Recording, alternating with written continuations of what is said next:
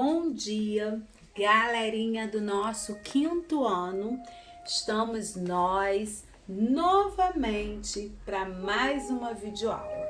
Videoaula essa que é a 11ª videoaula do quinto ano em português.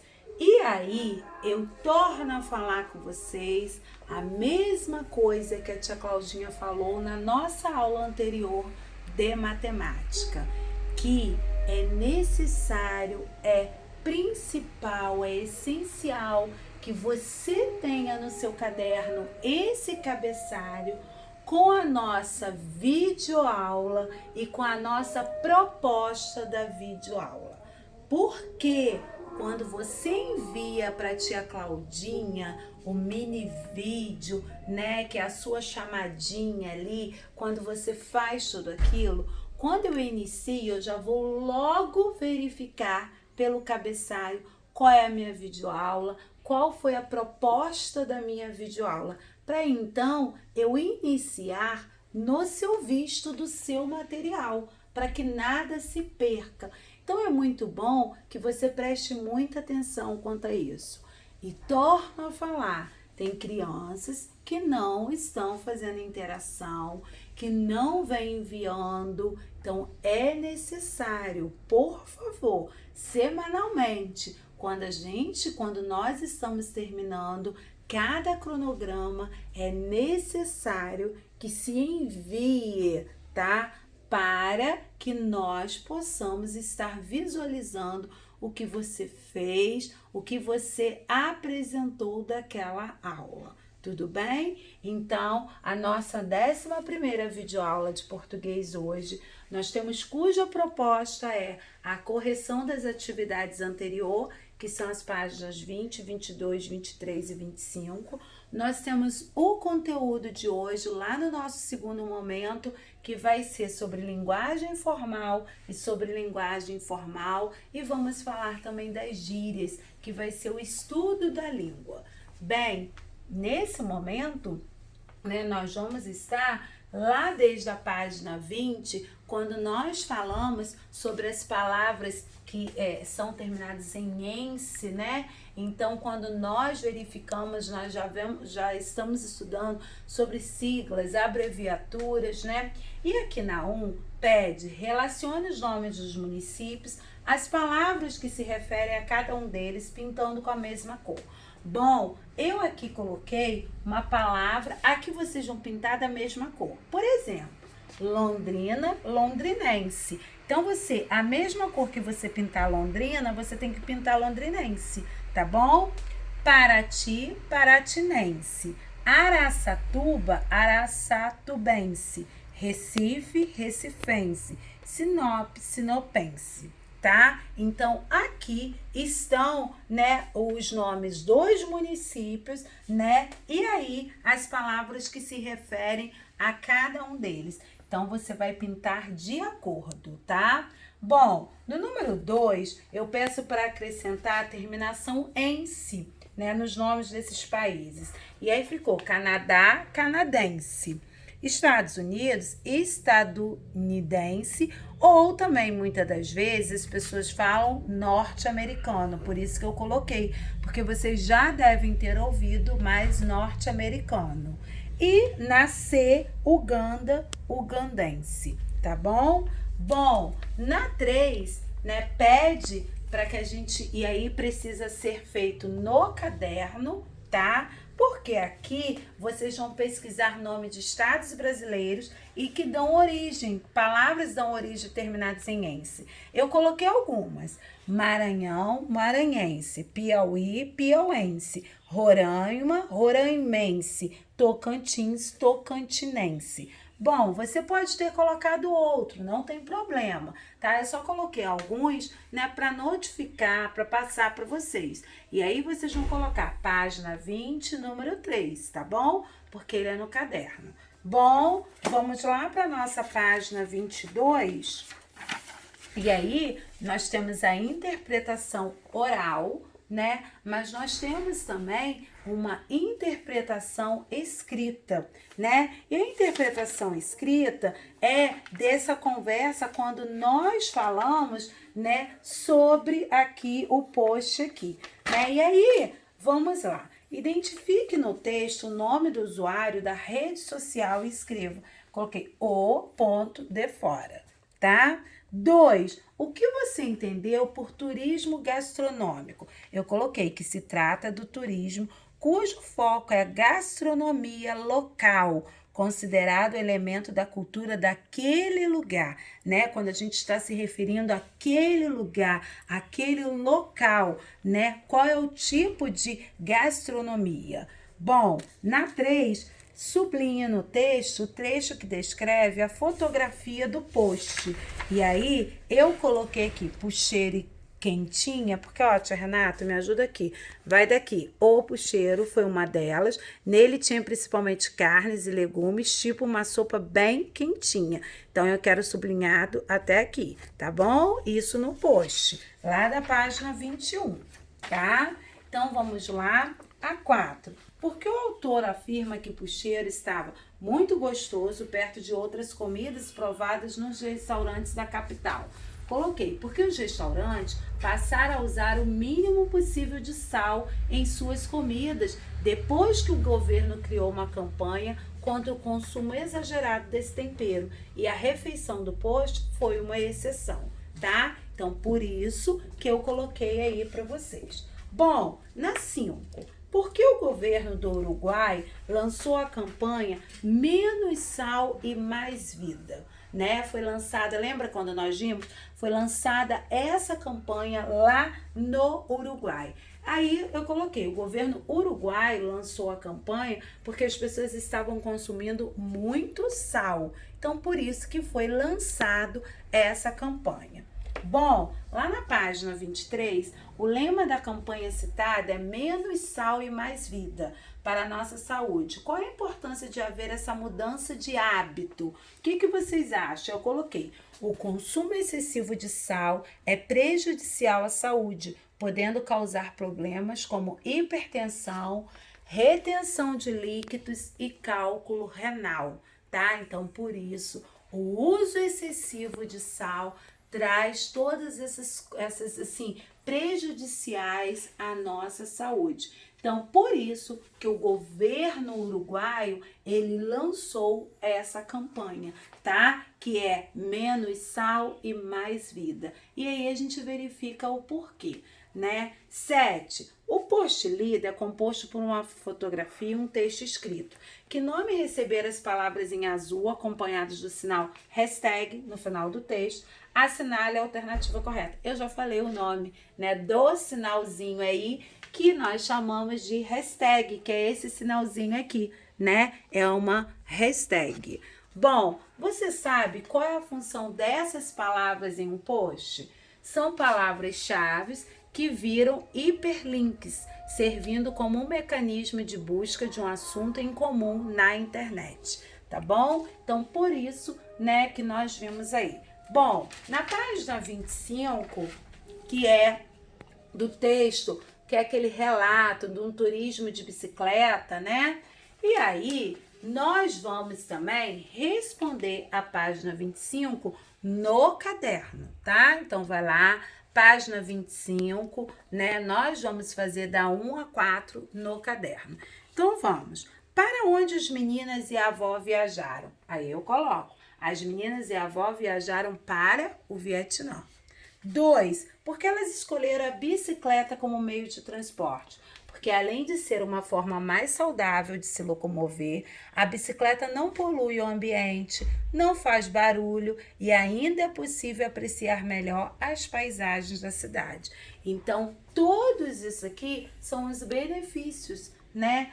Por que é importante escolher a bicicleta como um meio de transporte, né? Então, são benefícios que traz, além de se ter uma forma saudável, né, de nos locomovermos, porque estamos praticando, né, já um esporte, o que é muito importante para o nosso organismo, para o nosso corpo humano, né? Nós vimos também que ela não polui o ambiente, que ela não faz barulho, né? E ainda assim é possível apreciar, né? Você ver melhor as paisagens, você vai ter aquele contato, né? Então, por isso, o uso da bicicleta. Bom, na 3, né, faz a seguinte pergunta. Qual é a principal diferença entre os textos apresentados no capítulo e o Diário das Meninas? E aí a gente vê que os 2 primeiros textos são da internet, enquanto o Diário das Meninas é ficcional e publicado em um livro. Já o post é um texto divulgado para outras pessoas, sendo mais curto do que o relato, né? Foram os 2 textos que nós vimos, né? O diário, né? E a gente vê o post também. Então, vocês viram que o quê? No decorrer de cada unidade nossa, de cada capítulo, nós estamos o quê? Passando, vendo, vivenciando cada texto, né? O gênero de cada texto. E aí vimos que um post também é um texto, um relato de uma viagem é um texto, é um tipo de um texto, né? Então tudo está direcionado. E nesse capítulo, então, nós estamos mais focados, né, em tudo relacionado à internet. Bom, o nosso segundo momento de hoje, a nossa 4, quando pergunta, após ler os textos do capítulo, o que você achou mais interessante em cada um deles? Então, você vai indicar aqui para mim o que você achou mais interessante em cada um deles, tá? Bom, o nosso segundo momento, lembra que eu falei com vocês, né, lá no iniciozinho, de vocês terem aquele cabeçalho, de terem qual é a videoaula, de também estarem ali, né, colocando a nossa proposta. E abaixo, né, da nossa proposta, né, veio primeiro a correção, mas agora é o momento que vocês vão copiar no caderninho, né, que é o estudo da língua, que é o nosso segundo momento. Nós primeiro fizemos a correção e agora nós vamos ao nosso conteúdo de hoje. Bom, o nosso conteúdo de hoje, ele está na página 26 e vem falando sobre o estudo da língua. E aí, o que nós podemos verificar? A linguagem formal e a linguagem informal, tá? São o estudo aí que nós vamos fazer. Então, nós vamos o seguinte: quando a linguagem de um texto ela é mais séria e procura seguir, está sempre seguindo uma norma padrão, nós dizemos que ela é formal, que essa linguagem ela é formal, porque ela é algo sério e que está seguindo padrões, né? E aí, as características, como que eu posso ver, como que eu posso analisar que essa linguagem é uma linguagem formal? Quando nós vimos que ela está seguindo rigorosamente, que ela não sai as suas regras gramaticais, né? Quando a pronúncia dela é de forma o quê? Clara e também correta das palavras. E a gente vê um vocabulário também bem rico e vasto com essas palavras. Então eu falo que é a linguagem formal. E aí nós podemos verificar os momentos em que a linguagem formal ela é aplicada. Quando que nós mais estamos assim lidando com a linguagem formal? Nós podemos verificar mesmo que nós estamos quando estamos nos discursos públicos ou políticos, em conferências, palestras e seminários, em provas, concursos públicos. Nós estamos vendo essa linguagem formal que tem uma norma padrão, né? Agora, quando a linguagem de um texto ela é espontânea, né? Ela é algo assim descontraído, né? Ela não está seguindo uma certa norma, um certo padrão. Então nós falamos que essa linguagem ela é uma linguagem informal, tá? Ela não está seguindo norma, não está seguindo padrão, ela é algo assim descontraído, ela é algo espontâneo. Então nós classificamos essa linguagem como uma linguagem informal. E aí, como ocorre essa linguagem informal? nas nossas conversas do dia a dia. Muito nós estamos utilizando em mensagens do celular. Nós utilizamos a linguagem informal, né? Em redes sociais. Então, nós estamos vendo muito. E é uma unidade, um capítulo que nós estamos fazendo referência à internet, né? Então, a linguagem informal ela é usada com familiares e com amigos. Quando eu estou no meu convívio familiar e nas minhas amizades, eu estou utilizando a linguagem informal, que é aquela mais espontânea, né? E aí, vou ler para vocês, aqui na página 26 do livro de vocês, tem duas aqui. Bom dia! O aluno Carlos Machado de Souza, do 5º ano A, não vai à escola nos próximos dias porque está com conjuntivite. Ainda hoje levarei o atestado médico para justificar as faltas.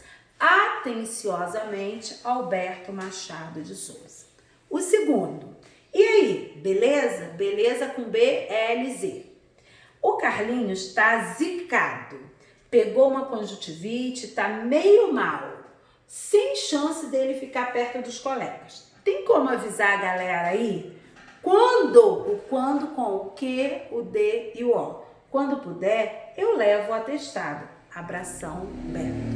Veja que aqui eu trouxe para vocês dois tipos de linguagem. No primeiro, né, quando fala do aluno, né, quando faz o relato, o Alberto, eu estou falando de uma linguagem, o quê? Padrão, de uma linguagem formal, né? O segundo aluno, quando ele fala de forma espontânea, como ele estivesse falando como está falando com os amigos, com os familiares, eu estou falando de uma linguagem informal, tá? Então, é o que trouxe aqui esses dois relatos na página 26 do livro de vocês, tá? E aí vai ter exercício na 27 e aí na 28 nós vamos falar das tão chamadas palavras e expressões, né, que nós chamamos de gírias, né? E as gírias são informações o quê? Elas nada mais são do que expressões informais, né? E que são criadas por grupos de pessoas com características incomuns. Por exemplo, que grupos de pessoas são essas? Quando eu falo de surfistas, de skatistas, de pescadores, eles criam palavras e expressões, né, para lidar no grupo entre eles ali, e essas palavras, essas expressões, nós podemos caracterizar como gírias.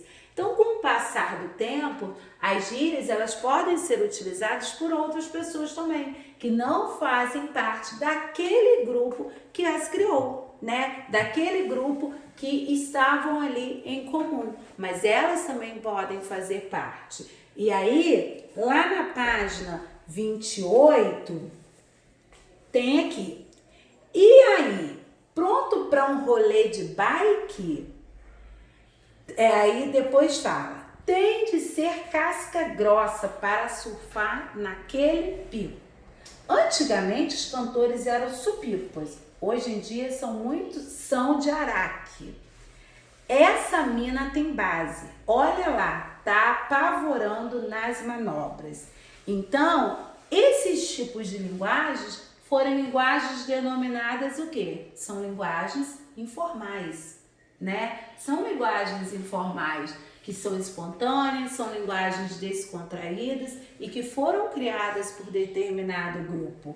E aí, muitas das vezes, vocês conhecem essas linguagens também, porque essas linguagens, elas são criadas ali naquele grupo, mas com o passar do tempo, elas já são utilizadas também por outras pessoas, né? E aí, a gente vê o lado do rolê de bike, casca grossa, mina. Então, essas palavras, essas expressões são classificadas como gírias, tá? São classificadas como gírias. Bom, pessoal, e aqui aí a gente vai ter exercício na 29 e na 30 também. Bom, o que traz pra gente, né, Que a gente vê muito que quando tem esse surgimento das gírias, né, e expressões, mostram também que a nossa língua é viva e está sempre mudando. Então, por isso que é importante nós estarmos estudando sempre essas variações, né? Para a gente poder o quê? Compreender de uma melhor forma, tá? E aí, as atividades propostas vai ser a 27, a 29 e a 30. E aí eu peço vocês para vocês estarem seguindo lá o cronograma passo a passo, até para que vocês, o quê? Para que vocês, né, sigam corretamente, façam tudo direito, com muita atenção e com muito capricho. Eu falo que essas aulas nossas, eu também tenho aprendido muito com vocês, né? De estar coisa, cada dia a gente aprende mais. E olha qual bom é a gente fazer esse estudo da língua, onde a gente compreende melhor a nossa vivência, né? A nossa linguagem, a maneira que nós estamos nos portando, nós estamos falando atualmente. Bom, galerinha, é muito legal estar sempre com vocês, estar sempre fazendo essa troca, levando mais um pouco, né, do conhecimento, mesmo em casa, mas vocês não estão parados. Muito obrigada, fiquem com Deus, até a nossa próxima aula, se Deus quiser, e olha o nosso encontro também semanal. Muito obrigada, até a próxima aula.